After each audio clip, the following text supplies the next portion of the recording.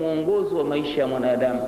Kwa hiyo hili ndugu zangu, kama mtu huliamini basi umeikataa risala, kwamba eti kuna baadhi ya mambo Mtume sallallahu alaihi wasallam kafanya khiana, hakutueleza au kasahau kutuambia, tayari umetoka katika imani, umetoka katika shahada ya kumshuhudia bwana Mtume sallallahu alaihi wasallam.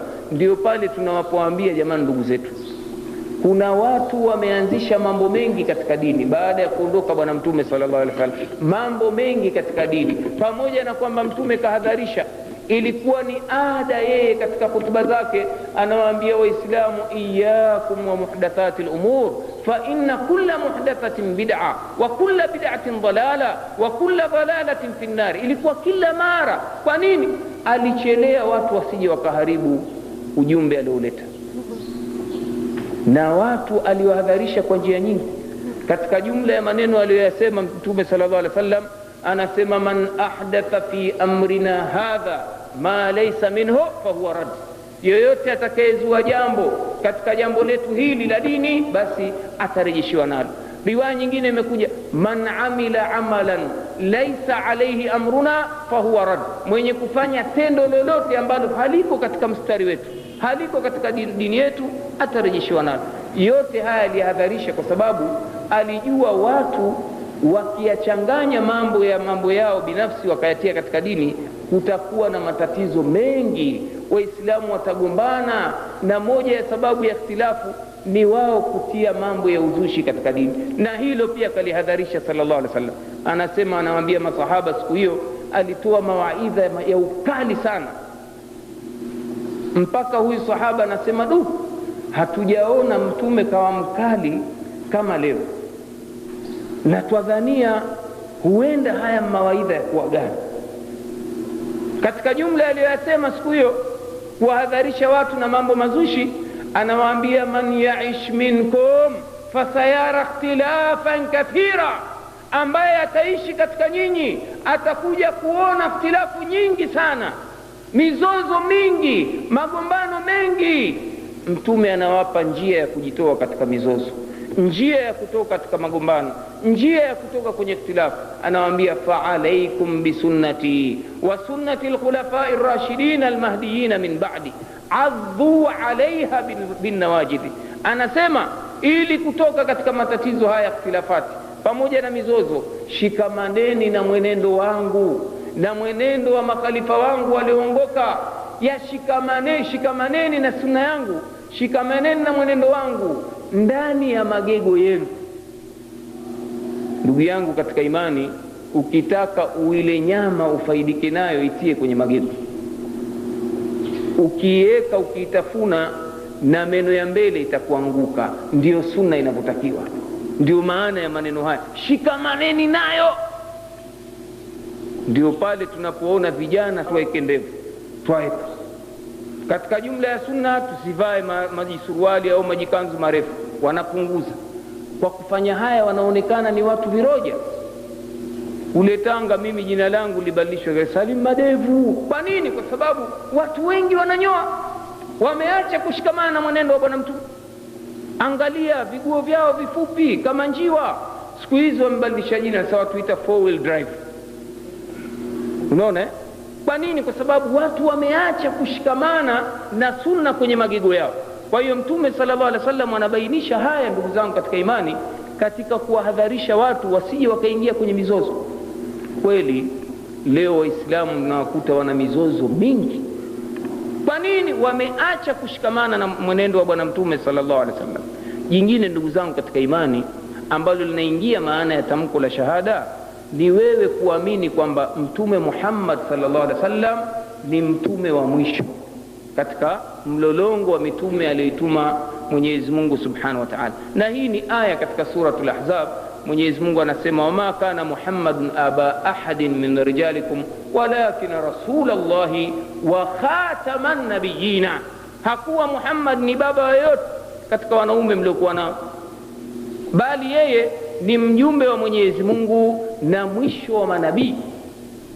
Ndugu yangu katika imani, kama wewe una itikadi kwamba kuna nabii mwingine atakuja baada ya Muhammad, wewe tamko lako la shahada ni feki.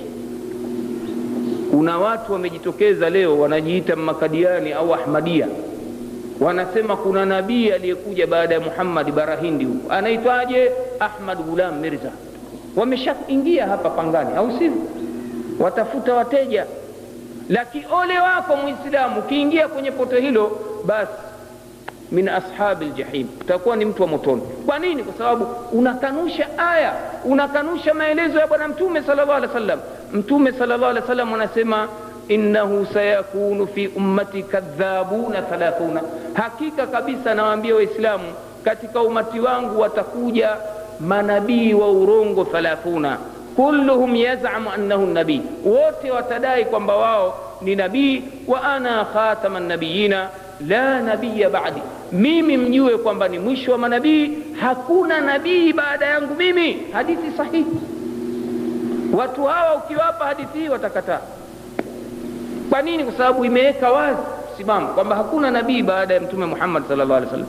Vile vile Mtume sallallahu alaihi wasallam anasema inna liya asma, mimi nina majina.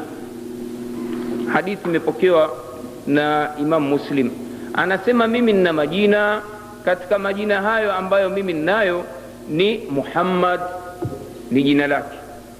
Halafu anasema katika majina yaliyokuwa nayo ni Ahmad, ni jina lake pia.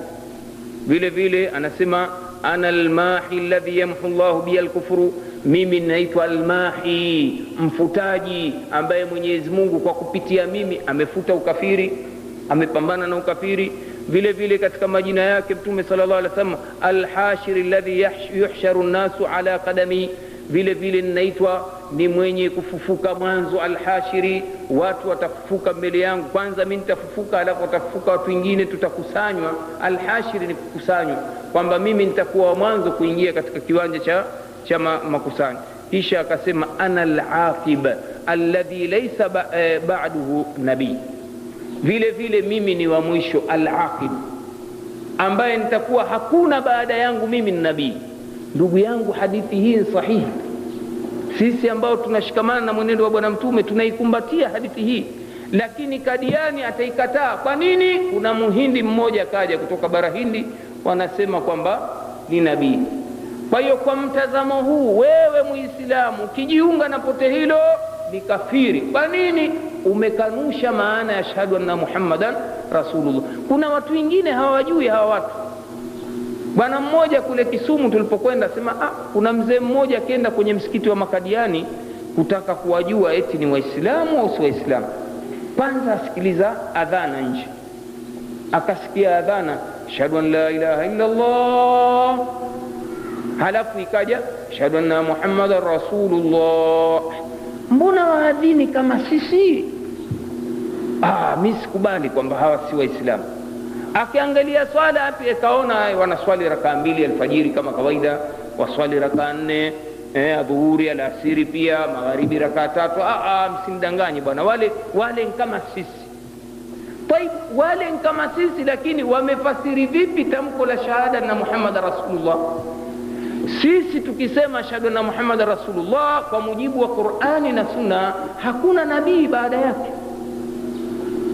Kwa hiyo wewe unaamini kuna nabii baada ya Muhammad, tayari umekanusha tamko la shahada. Uyasema kukudanganya wewe tu, shahadu anna Muhammad Rasulullah, lakini moyoni anatamko kwamba washhadu anna Ahmad Ghulam Mirza nabiyun baada Muhammad. Anatamka moyoni hivi. Na haya twasema wayatamka moyoni, wayasema katika vitabu vyao Makadiani kwamba nabii Muhammad si wa mwisho.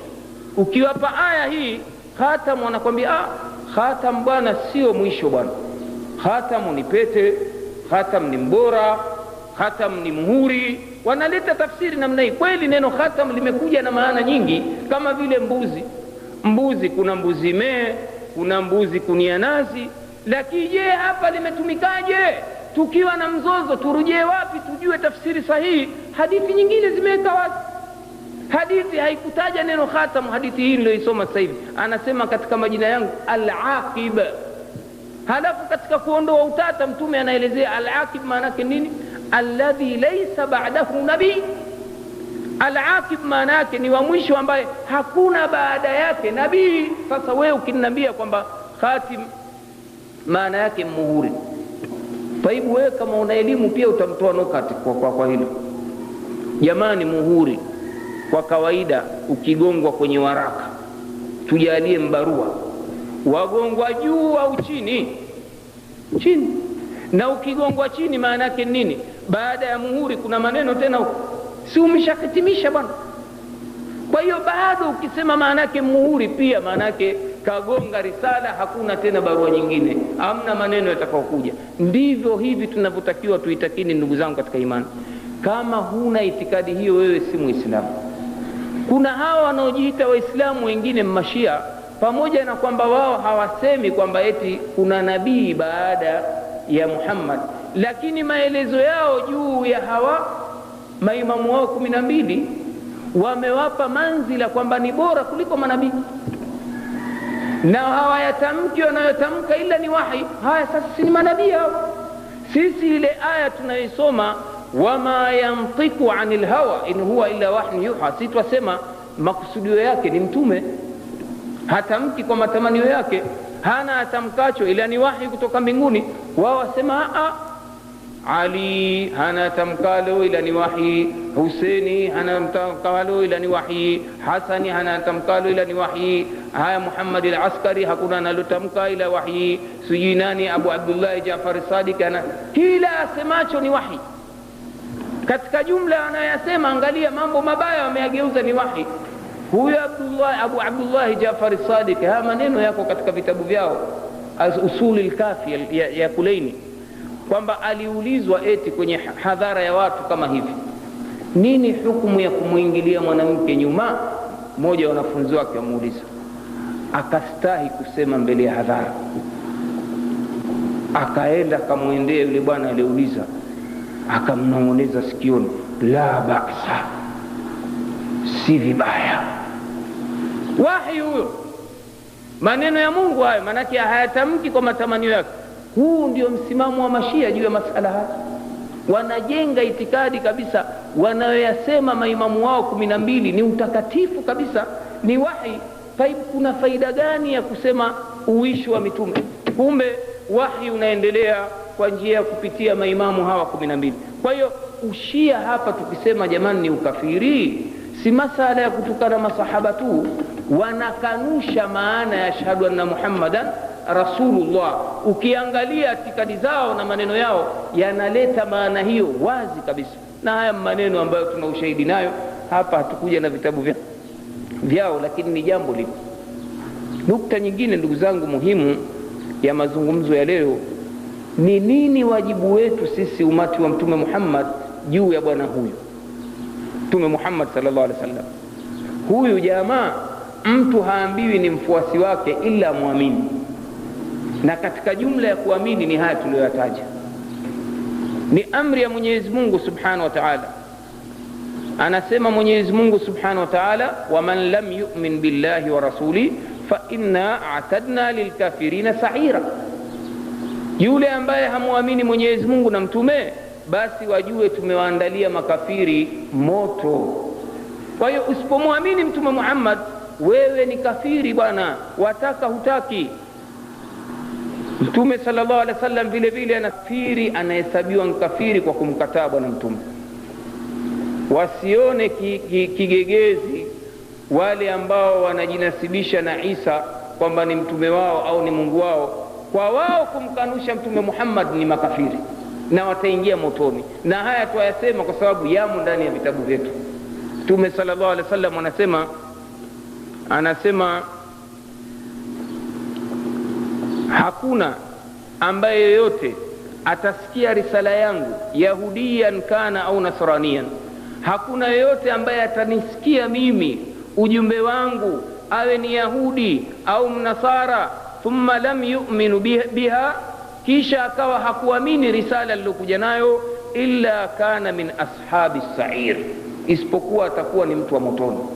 Kwa hiyo usione tabu muislamu kumuita mkristo mtu wa motoni.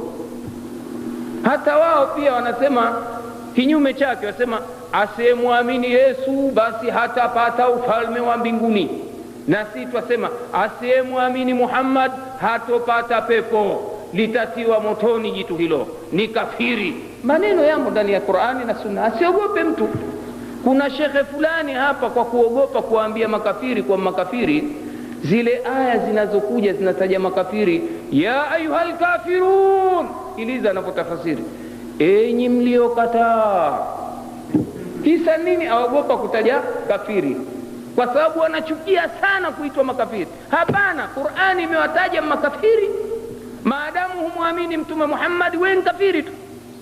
Wataka utaki ni jitu la motoni. Kama wataka pepo, muamini Mtume Muhammad sallallahu alaihi wasallam. Kwa hiyo yoyote awaye leo hapa, maadamu mtume kishakuja kaondoka, kama kabaki na dini ya Kinasara, dini ya Kiyahudi, dini ya Baniani, maadamu kasikia habari za ujumbe wa Muhammad na kafa hakumwamini, ni jitu la motoni. Ole wako wewe unajidai Muislamu, wajidai umemwamini bwana Mtume sallallahu alaihi wasallam, lakini huna moja katika haya ambayo tumeyataja katika mambo ambayo yanathibitisha imani yako kwa Mtume Muhammad sallallahu alaihi wasallam.